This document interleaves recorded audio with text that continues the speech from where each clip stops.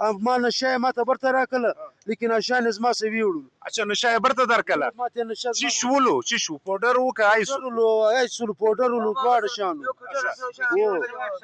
پیسې در څه واخیستلې؟ یو 1500 روپۍ چا در څه واخیستلې؟ کل والا میری ریکارڈنگ کے دوران انہوں نے مجھے آواز دی، انہوں نے کہا کہ کچھ بھی نہیں ہوتا ہے، اس لیے نہیں ہوتا ہے کہ ابھی ہمیں ایگل اسکواڈ والوں نے پکڑ کر کے 500 روپے تو ہم سے وصول کر لیے، لیکن جو نشاور چیزیں تھی وہ واپس مجھے دے دی ہے۔ اس نظام کے اوپر یہ سوال ان لوگوں کا بھی ہے کہ 500 روپے تو آپ لیتے ہو لیکن اس کے باوجود جو نشاور چیزیں ہیں وہ اس کو واپس مہیا کرتے ہو۔ هر قسم کې مودې لکړي چې پیسې مو سواکې او شان واکې مودې لکړي پولیس نیوز کے ساتھ میں واقع عبید۔ سب سے پہلے شکریہ نوابزادہ امین جوگزئی کا جس نے میری توجہ اس طرف مبذول کرائی ہے۔ یہ مین جناح روڈ ہے، 70 کی دہائی تک بلوچستان کے سارے قداور شخصیات غوث بخش بزنجو، نواب غوث بخش رسانی، سمد خان اچکزئی، خیر بخش مری، نواب اکبر بگٹی،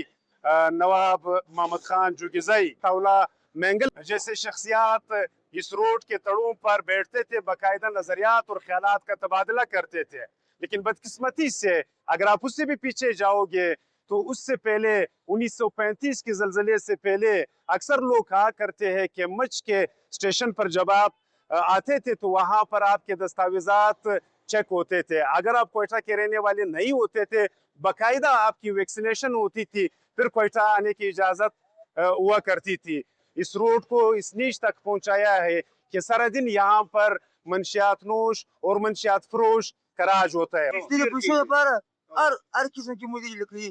چې پیسې مو سواکې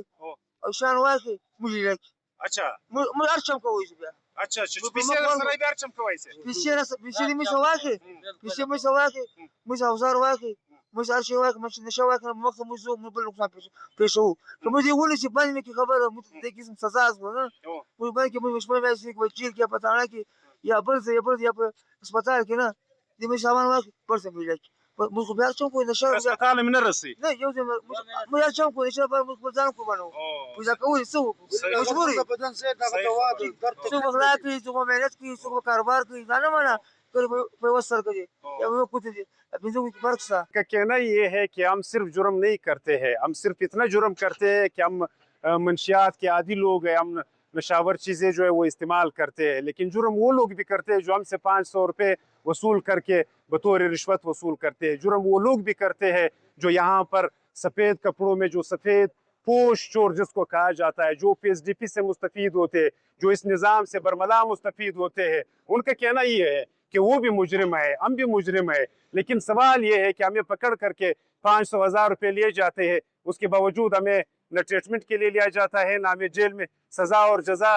کا کوئی کنسپٹ یہاں پر ہے، تو ہم واپس 500,000 روپے کا قربانی دے کر کے اس روڈ پر براجمان ہوتے ہیں۔ اور ان کا کہنا بھی یہ ہے کہ آپ وزیر اعظم تک بھی پہنچاؤ تو ہم یہیں پر بیٹھے رہیں گے، کیونکہ یہاں پر ریٹ طے ہوئے ہیں، منشیات نوشوں کا اور منشیات فروشوں کا مین جناح روڈ پر روڈ طے ہے۔ اب ان محکمات کے اوپر ایک سوال ہے جو اس منشیات سے ریلیٹڈ، میں نے آپ کو کہا کہ یہاں پر جتنے بھی ایلیٹ کلاس کے دفاتر اور گھر ہے وہ یہاں سے 1 کلومیٹر کے احاطے میں آتے ہیں، لیکن اس کے باوجود وہ دیکھنے سے قاصر ہے، بولنے سے قاصر ہے، عمل درآمد کرانے سے قاصر ہے، اور رات کو جو شی میل ہوتے ہیں ان کا راج ہوتا ہے۔ یہاں دیکھنے سے قاصر ارباب اختیار جتنے بھی مقتدرہ حلقے ہیں اس کا یہ بات اس لیے لوگ نہیں مانتے ہیں کہ یہاں سے 500 کے میٹر پر بلوچستان ہائی کورٹ ہے، 700 کے میٹر پر بلوچستان اسمبلی ہے، اور 700 کے میٹر پہ آئی جی پولیس کا دفتر ہے، یہاں سے 200 میٹر پر کینٹ واقعہ ہے، یعنی جتنے بھی مقتدر حلقے اور ارباب اختیار